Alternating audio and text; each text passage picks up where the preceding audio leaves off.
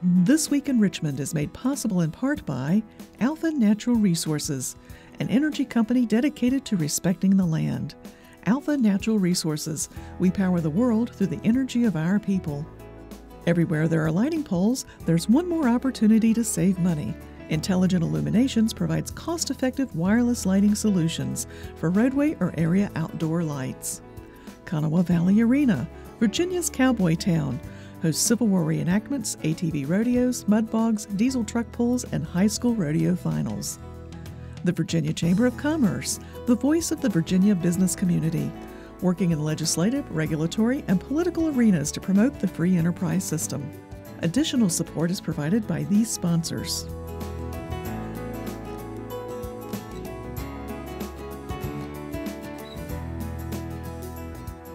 And by the members of Virginia's public television stations. Thank you.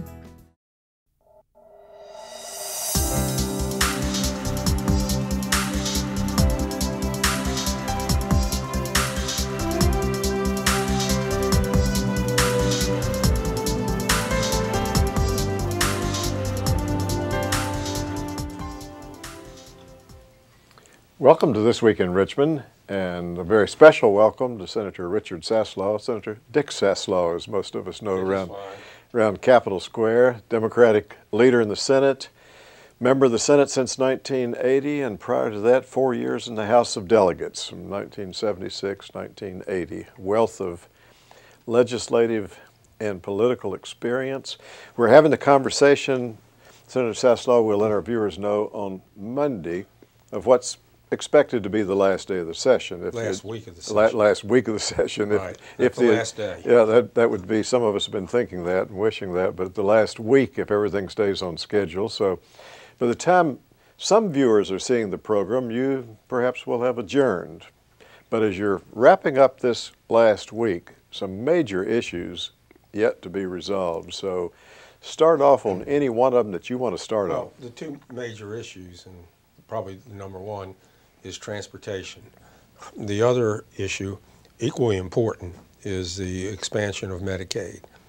On transportation, as you know, the House sent us the governor's bill with some modifications.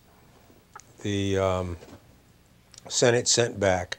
The governor's bill repealed the gas tax totally. It raised the sales tax to up another 0.8%, so it would have been 5.8. That money, that 0.8% going to the Highway Maintenance Fund.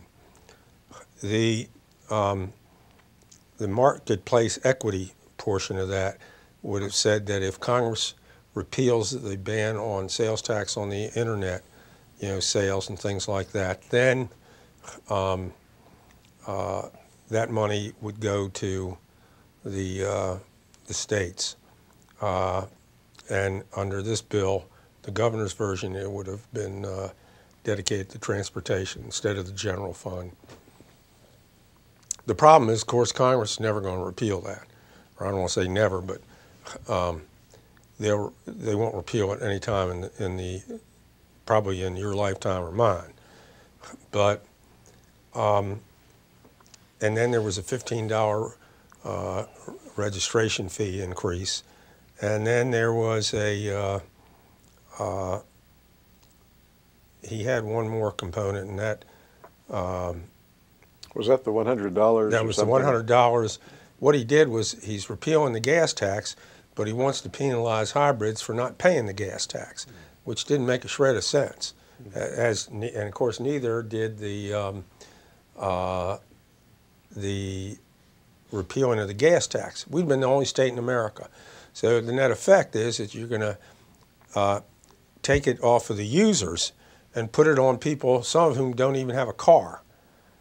And I think, that's just not going to fly. Now, the Senate sent him back a different bill. What the Senate sent back was a 5-cent, not only we did not repeal it, it was we raised the gas tax a nickel, and that wouldn't even show up in gas prices. We added a 1% tax at the rack which adds another 3 cents a gallon. And if the Marketplace Equity Act, the tax on internet sales, had not been approved by July of 2014, then that 1% on rack statewide would go to 2%. And that 2% would stay in the region, okay? Mm-hmm. Then on top of that, Northern Virginia, Central Virginia, and Tidewater were given the right to raise the sales tax up to 1%, and that would stay in the locality where it was raised. In other words, if Fairfax raised it, then the money would stay there. Now, in Planning District 8, which is Northern Virginia, that would raise $320 million a year, and that's a lot of money. That would have been the biggest thing in there.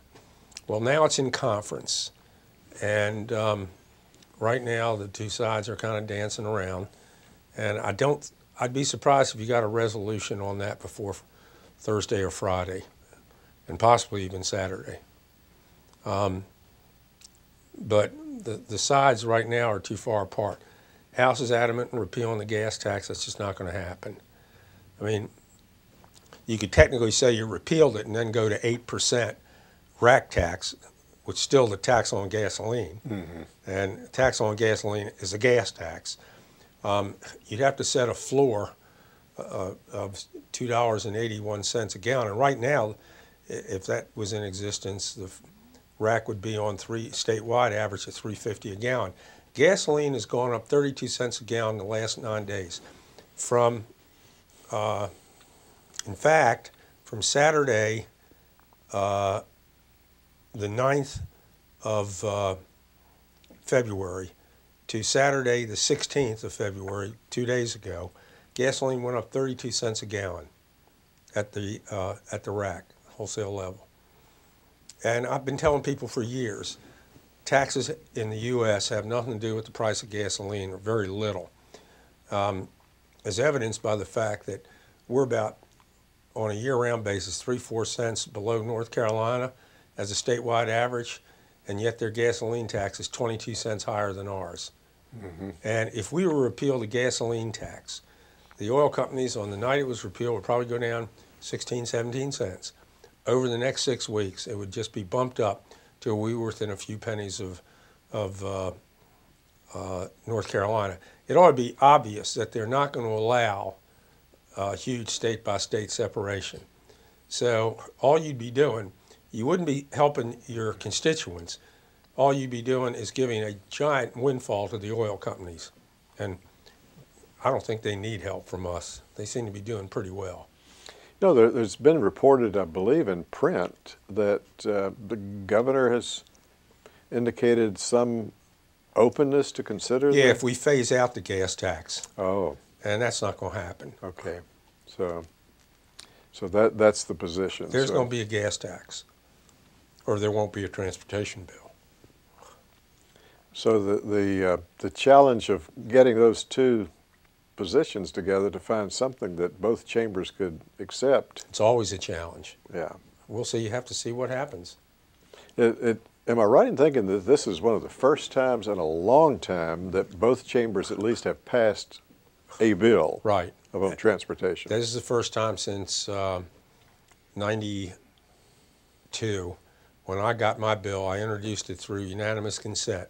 Went through the House, went through the Senate, went through the House, and Wilder vetoed it. Mm-hmm. And it was just a 2.5 cent gas tax increase to finance, or 2 cent gas tax. That's all, 2 cents. I mean, here's gasoline going up 2 cents in 7 days, and we're arguing over whether the gas tax should go up a nickel. Mm. So the session may end without an agreement. That's a possibility. I mean, the Senate is already compromised. We sent over there general fund money, $50 million. Market Tax Equity Act, Sales Tax Equity Act, we sent that over there. That was in the governor's bill. Gave him some general fund money, gave him that. You know, we've done pretty much what they wanted. We haven't done it to the degree they want it, but we've done what they wanted. So we'll have to meet somewhere. The big sticking point is the keeping or eliminating of the Probably gas tax. that's major. And then you don't know what the local components will look like. And that's got to mesh with the statewide plan, you know. Well, people will be watching that carefully and wondering whether this will be the time that something happens on transportation or whether session ends without it. Well, we'll see. It's not because we didn't try. Right. It was just... I mean, I had 2 bills pass the Senate in 2008, and the House killed them both. 2 transportation bills. Would have raised the gasoline tax a penny a gallon a year for 5 years. In other words, you would have never even known it. No. And because it had the word TAX in it, they killed it. Well, it's going to be obviously one of the major challenges, but like I say, by the time some folks may be seeing the program, they'll know whether something has gone to the governor, and because if you all could even come to some agreement and get something to the governor, as we'd want our viewers to know, then the governor still has 30 days to determine just if he was going to send back any amendments. Well, part of the agreement would be the governor cannot touch the money. He cannot alter that. If you don't have that agreement, you probably don't have a transportation bill. So if he said, well, I'll never agree to that, then he would walk out of here having accomplished nothing in 4 years as governor. Because the bond bills a few years ago that he accelerated the usage of, those were Bill Howe's bills, bonds, that Bill and former Governor Tim Kaine got passed in the 2007 session. McDonald didn't have a thing to do with that. In fact, he guaranteed them that the whole bill was constitutional, when in fact it was not.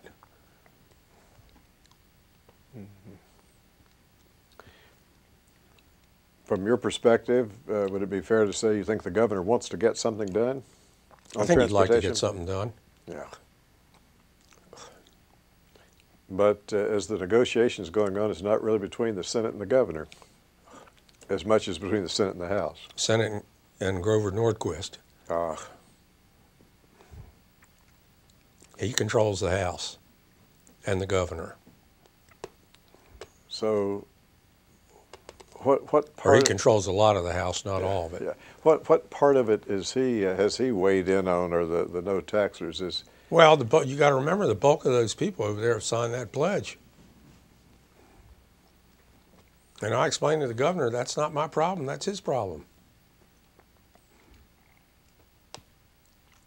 But and even with having signed it, they were willing to send something to you all with a 0.8 cent increase in the sales tax. But they repealed the gas tax. Yeah.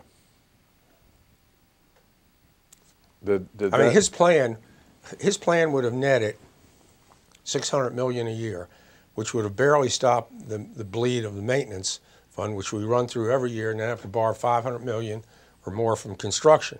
And ultimately, as the cost of maintenance goes up, and you have to do that before you can build roads, essentially it's going to eat up all the construction funds in another 5 or 6 years.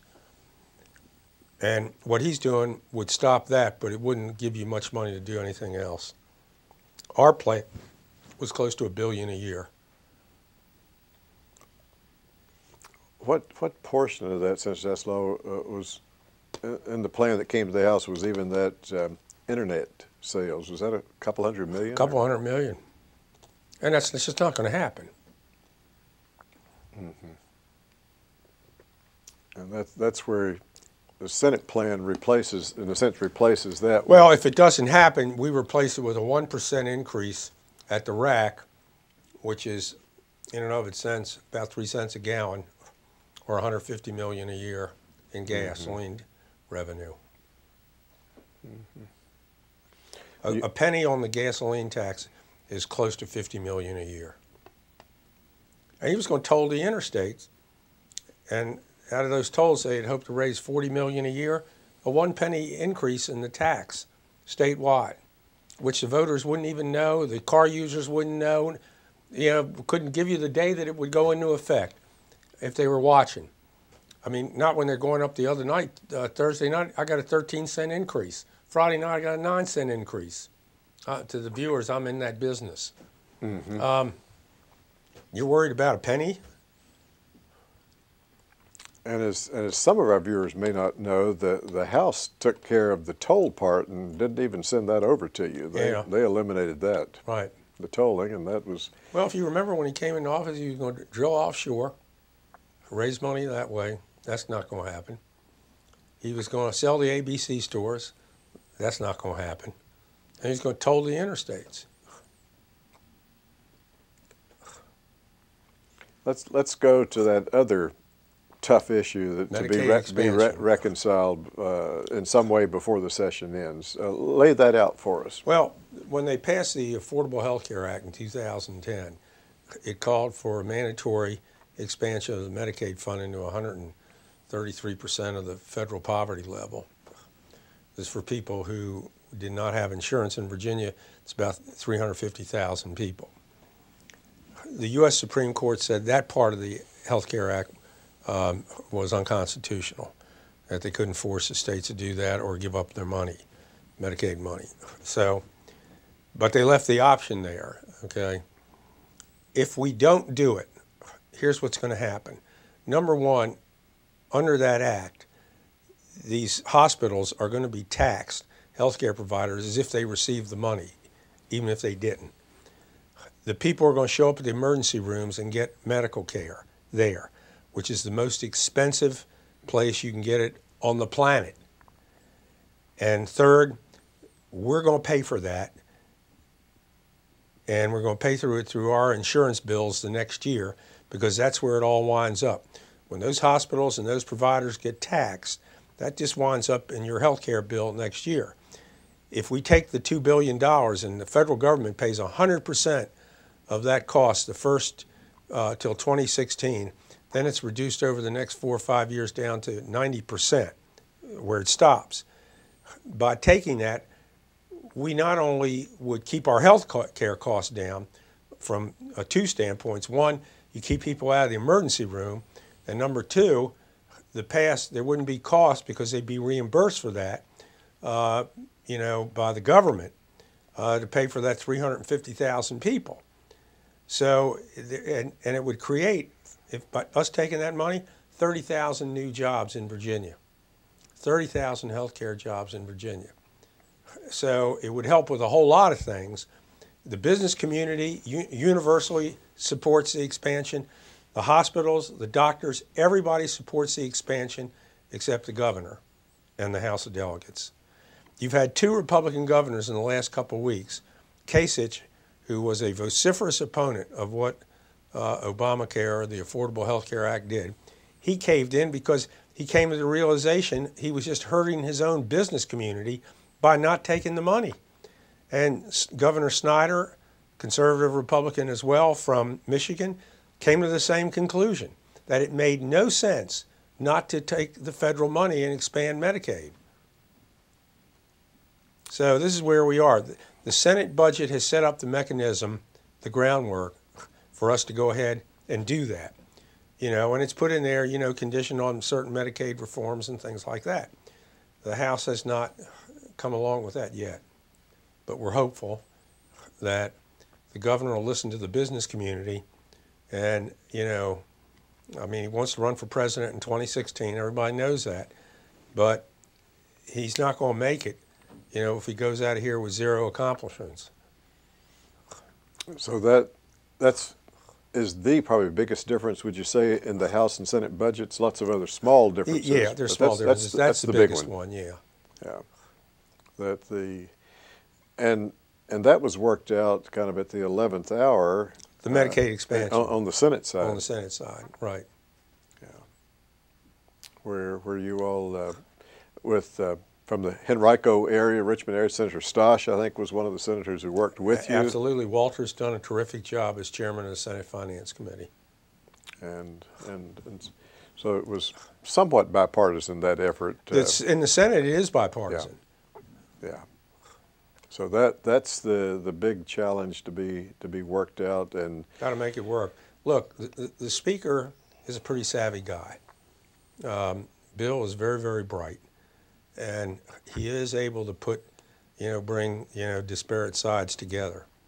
So I'm pretty hopeful that a whole lot of good things will happen between now and Saturday. So Saturday would be the projected vote on the budget itself. Probably that, and probably on transportation. I mean, we never do today what we can put off till tomorrow down here. But Saturday's our deadline. All right. Well, still an amazing amount to get done in 46 days. It is a lot. Most states' legislatures, I mean, Maryland meets for 90 days every year. We meet for 60 in an even-numbered year, 46 and odd. Sometimes it gets extended, but it's not extended consecutively. I mean, we'll be home, come back periodically, but we usually get business wrapped up within 2 months most of the time or less. And for a state our size, I mean, there's no state our size that meets less than 6 months a year. I mean, we work pretty efficiently here to get it done. So is the going back to Medicaid, is that kind of the line in the sand, so to speak, that's got to be in the budget, you think? No, I don't know if it's a line. I don't want to say it's a line in the sand. It's important, but I'm not willing to say that at this point. It's the right thing to do. I mean, our business, the business community, this is what amazes me, David. Here's the business community clamoring for it. The healthcare people clamoring for it. I mean, where's the problem? I mean, they need to get over the hurdle that, and apparently they're having a hard time. That 2010 Act, it's here to stay. It's not going to be repealed. Jill Hankin with the Poverty Law Center and others, I guess, have put together a major coalition that includes all kinds of groups who have principal concern for the low income too, and obviously they're pushing for that. Right. So it's well, it's not just the low income. It's high income people that are running these healthcare companies are saying, you all have to be crazy to turn this down, and they're going to be taxed under that act. And I checked with Mark Warner, Senator Warner, and he says that's accurate. They will be taxed. So, some of our viewers who maybe haven't focused on this issue heard you mention the figure, and they probably think you said 2 million, but billion. you said billion. That's with a B. 2 billion. I just wanted them to make sure they heard that correctly. You remember what Dirksen said, a billion here and a billion there, and pretty soon you're talking about real money. That's right. That's right. In the couple of minutes that we have before time's out, you've dealt with the 2 major issues. Do you have any other reflections on education? I know that's been an issue that you've been... the governor, I mean, they've got these unconstitutional measures floating through the General Assembly. They tried to ram through constitutional amendments because they know the bills are unconstitutional, to change the Constitution to allow them to take over all the public school systems, anytime they want, or any public school system they want. All they have to do is designate it's failing, and they can boot out everybody and take over. That bill is unconstitutional. They know it's unconstitutional. So what they did was they had constitutional amendments come that would have to pass the General Assembly twice with a intervening election of the House of Delegates and then go to the voters for referendum. Well, their constitutional amendments for this year are dead.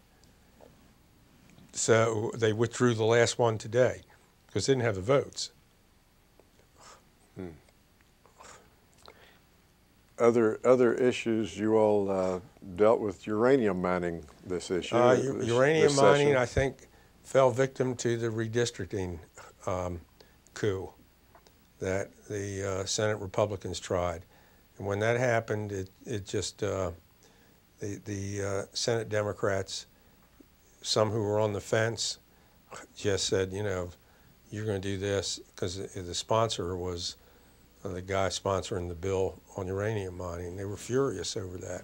So it kind of did in uranium mining. It may not have passed anyways, I don't know.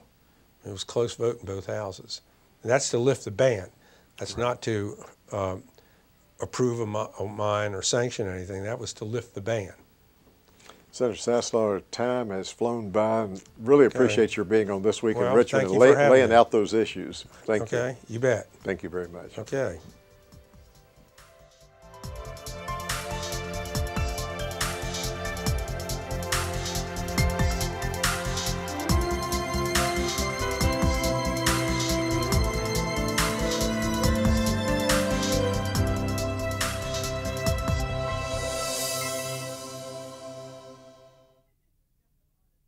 This Week in Richmond is made possible in part by Alpha Natural Resources, an energy company dedicated to respecting the land. Alpha Natural Resources, we power the world through the energy of our people. Everywhere there are lighting poles, there's one more opportunity to save money. Intelligent Illuminations provides cost-effective wireless lighting solutions for roadway or area outdoor lights. KANAWHA Valley Arena, Virginia's cowboy town, hosts Civil War reenactments, ATV rodeos, mud bogs, diesel truck pulls, and high school rodeo finals. The Virginia Chamber of Commerce, the voice of the Virginia business community, working in legislative, regulatory, and political arenas to promote the free enterprise system.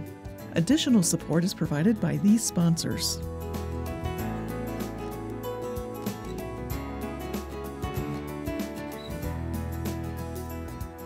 And by the members of Virginia's public television stations. Thank you.